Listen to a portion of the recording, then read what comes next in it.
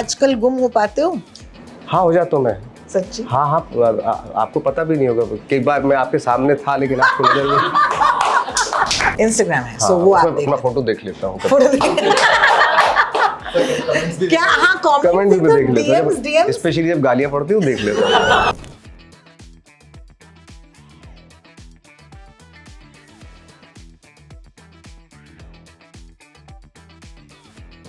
पुड़िया है मेरे पास, एक पुड़िया है।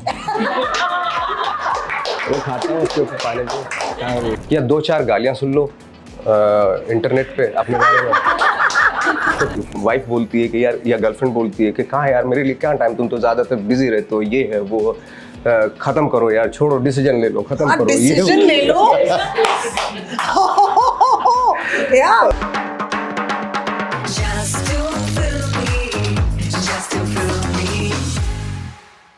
वेलकम नवाज भाई टू जस्ट टू फिल्मी।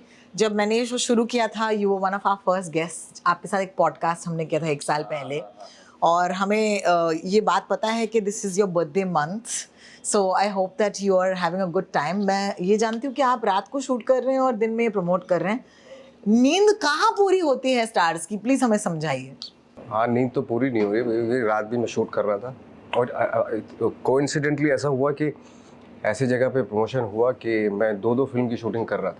Oh my God, wow. But anyway, ठीक है, it's a good time. It's a good time of बाद में सो लेंगे। बाद में सो लेंगे। I swear guys. एक्चुअली हम सब ये पैंडेमिक से गुजर चुके हैं, which is why I feel कि हमारा एटीट्यूड लाइफ की तरफ थोड़ा सा बदल गया है। अब लोग 2 बार सोचते हैं कंप्लेन करने से पहले कि बहुत काम है। आपके साथ भी ऐसा हुआ है? कुछ बदला आपके लिए पैंडेमिक की वजह से? आई थिंक मुझे लगा काफ़ी कुछ बदला है।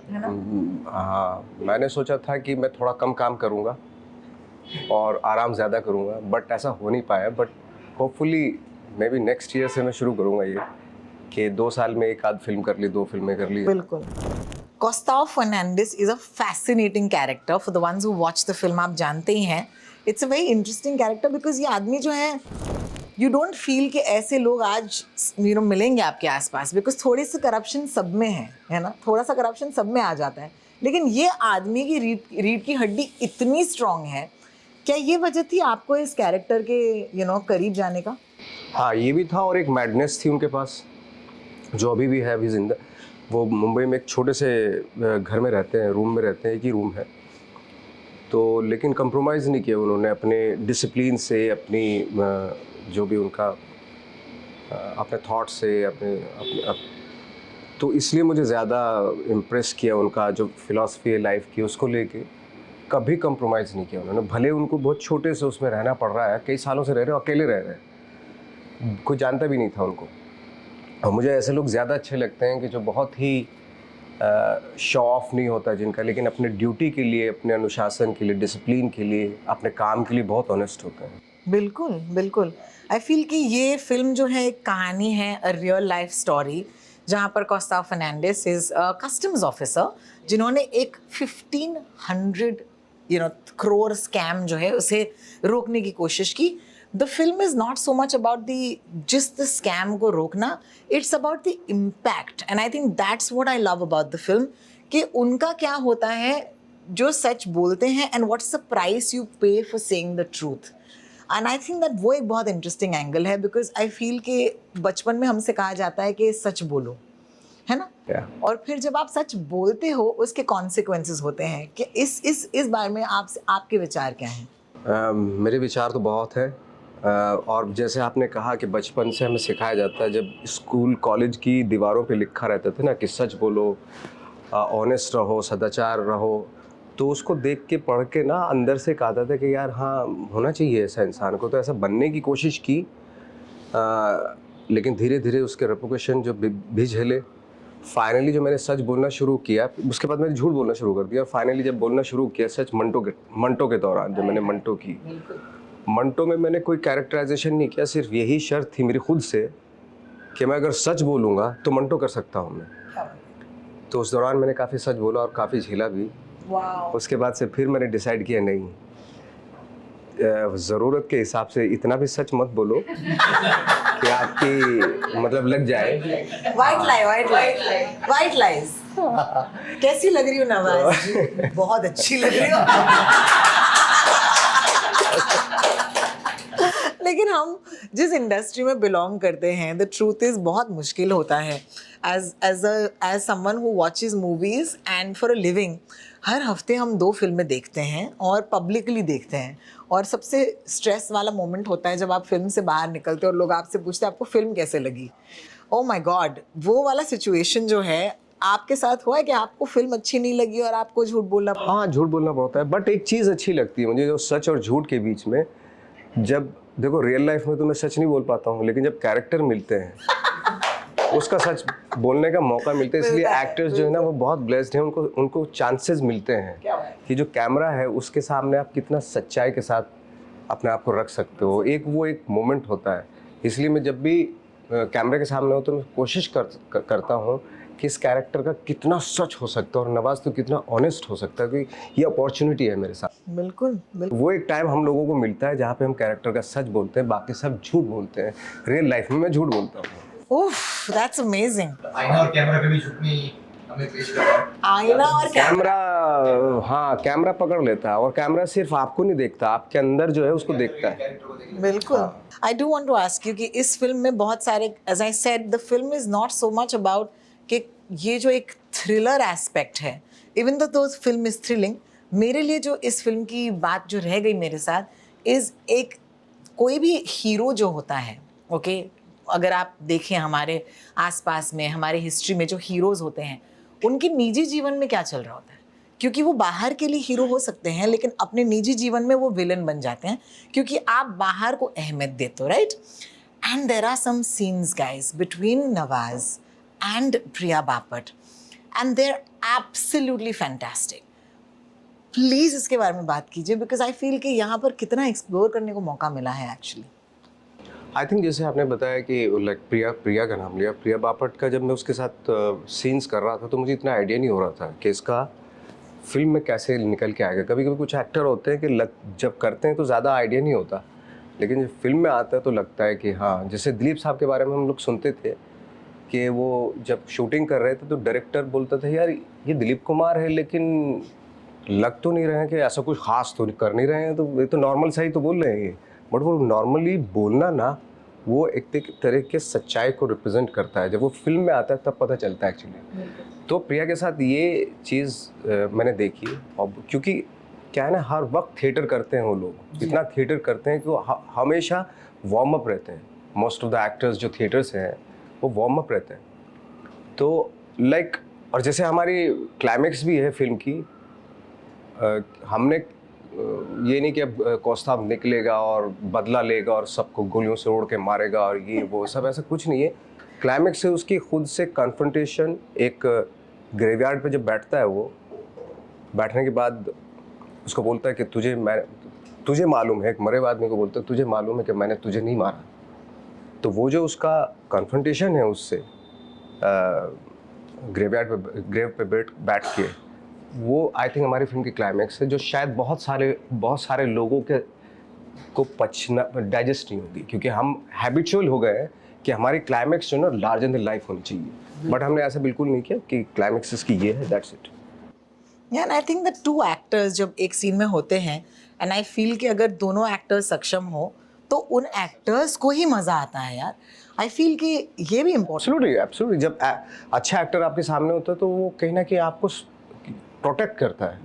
यू नो, आपको लगता है कि मैं सही इंसान के बीच में हूँ, मुझे कोई इनसिक्योर होने की ज़रूरत नहीं है, यू नो, और उससे सीन बनता है, गिव एंड टेक से फिर वो सीन बनता है। बिल्कुल। I think there is an anger at some point जहाँ पर नवाज भाई कहते हैं उस सीन में कि you keep giving me a धमकी कि तू निकल जाएगी। तो at some point he really gets very angry and he says तो तू निकल, you know. And I am not kidding you, that scene is so triggering because I feel के बहुत सारे लोगों के साथ, I think you don't have to be a hero, आपको कौस्ताव होने की ज़रूरत नहीं है, आप कोई भी हो सकते हो, आप पटेल हो सकते हो, आप शाह हो सकते हो, आप रामनाथन हो सकते हो। जब दो है ना, लेकिन जब 2 लोगों के बीच में जब ये अनबन होती है, वो एक फाइट दो लोगों के बीच में है, वो बिल्ड करना, वो बिल्डअप होना. प्लीज टेल अस कि ऐसे सीन्स में how, what is the process, because आप झट से वहां नहीं पहुंच सकते हो, एक बिल्डअप होता है. आप थोड़ा सा इसके बारे में एक इंसाइट हमें दे सकते हैं? एक्चुअली वो सीन इतना बड़ा नहीं था, वो 2-4 लाइनें थी उस सीन में, बट चूंकि ये सिचुएशन हर इंसान के साथ है, हर हस्बैंड वाइफ का इस तरह होता है, तो मैं भी गुजरा हूँ उस चीज़ से. मेरे ख्याल से जितने भी शादीशुदा लोग हैं वो सब गुजरे हुए होते हैं उस चीज़ से. तो उसको सीन को आगे बढ़ाना बड़ा आसान होता है, यू नो, क्योंकि कहीं ना कहीं आपसे कनेक्टेड है उस तरह की सिचुएशन. तो वो 2-3 लाइन लिखी हुई थी, उसके बाद उसने भी बोलना शुरू किया, मैं भी, हम भूल गए कि हम रोल कर रहे हैं, कैरेक्टर कर रहे हैं, हम अपने अपनी लाइफ में चले गए. और वहाँ से जो एक हस्बैंड जो वाइफ से किन चीज़ों से लड़ता है कि ऑफकोर्स वाइफ हमेशा यही कहती है, यार टाइम नहीं देते आप हमें, सारा अपने टाइम में उसमें निकाल देते हो. अगर वाइफ काम कर रही है तो फिर हस्बैंड के साथ वो सेम ऐसा ही होता है. तो मेरे ख्याल से हम जितने भी शादीशुदा लोग होते हैं वो इसी प्रोसेस, इसी से गुजर रहे हैं. अगर लड़की काम कर रही है तो बंदा बोलता है, अगर बंदा काम कर रहा है तो लड़की, वाइफ बोलती है कि यार, या गर्लफ्रेंड बोलती है कि कहाँ यार मेरे लिए क्या टाइम, तुम तो ज़्यादातर बिजी रहते हो, ये है वो, ख़त्म करो यार, छोड़ो, डिसीजन ले लो, ख़त्म करो, डिसीजन ले लो. गर्लफ्रेंड बॉयफ्रेंड बोलो डिसीजन लो, करो यार, डिसाइड करो यार, क्या है ये जो भी कुछ, ख़त्म करो सब. तो ये हर घर की कहानी है. तो it was so easy to play actually, हर आदमी पे बीतता ही है. हाँ बिल्कुल. एंड आई थिंक वहां बैठे बैठे मुझे मतलब डर लग रहा, I was in the fight. Personal हो जाते हैं ना, because I think movie viewing इतना बदल गया है. I think there is a huge debate these days, you know. 2-3 पिछले कुछ दिनों से there are lot of, you know, big, बड़े बड़े लोग आए हैं मुंबई शहर में, बात कर रहे हैं about the future of cinema, the future of entertainment, है ना. तो वहाँ पर लोग कह रहे हैं कि सिनेमा व्यूइंग जो है, थिएटर में जाना बहुत ज़रूरी है. बट आई स्टिल फील कि ये पूरा मीडियम ही बदल गया है, यू नो. यहाँ पर आज जो सोलो व्यूइंग है, and I am not saying one is better than the other, I am just saying वो अलग अलग चीज़ें हैं. सोलो व्यूइंग का आजकल ऐसे हो गया है कि एक पूरा गैजेट आपका है, तो आप जिस तरीके से कनेक्ट कर रहे हो एक कंटेंट के साथ, वो इससे पहले कभी नहीं हुआ. तो ये मेरा कंप्यूटर है, ये मेरा कौस्ताव है, ये मेरा नवाज है, और मेरा एक अलग रिश्ता बन रहा है. आपके मन में as actors is there any understanding कि लोग कहाँ चीज़ें देखना प्रेफर कर रहे हैं? आपके लिए कौन सा रिस्पॉन्स ज़्यादा आता है, थिएटर वाला या फिर ये OTT वाला? And I am not saying कि what do you prefer, I am just saying as a artist आपको कुछ समझ है इस बात की अभी? आई थिंक चूँकि फिल्म जो है ना वो पब्लिक में जाती है, तो लोगों के साथ बैठ के ही देखने का दस्तूर होता था पहले भी, और वही उसी से और वही आई थिंक मज़ेदार चीज़ होती है जब लोगों के बीच में बैठ के आप फिल्म को देखते हैं. तो बहुत सारे बोरिंग लोग भी जाते हैं देखने के लिए, लेकिन जब रिस्पॉन्स आसपास से आता है तो वो भी इन्वॉल्व हो जाते हैं.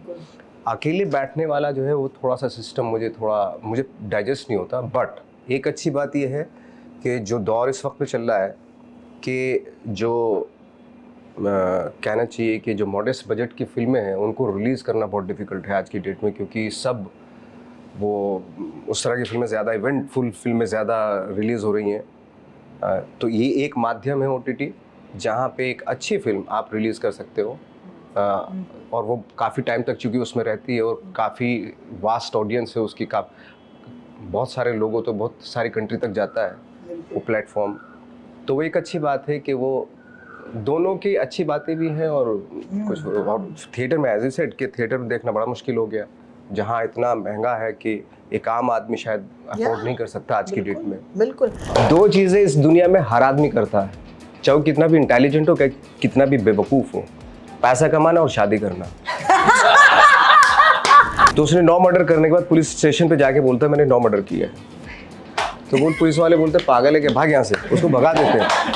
और उसके बाद वो 39 मर्डर करता है फिर वो, और जब पकड़ा जाता है वो बोलता है यार मैंने आपसे बोला था पहले कि मैंने 9 मर्डर किया, आपने मुझे. तो जिस गाड़ी में बैठे उसका ड्राइवर जो है ना बड़ा फास्ट चलाता है, दिखाने के लिए कि मैं दिखा दूंगा इनको आज. तो मैंने भाई हेलो, मुझे आगे भी फिल्में करनी है, आगे भी गाड़ी में बैठ. सलमान सर के स्टाइल में एक छोटा सा लाइन बोलना चाहूँगा. आई एम डेविल, मैं दिल में आता हूँ समझ में नहीं.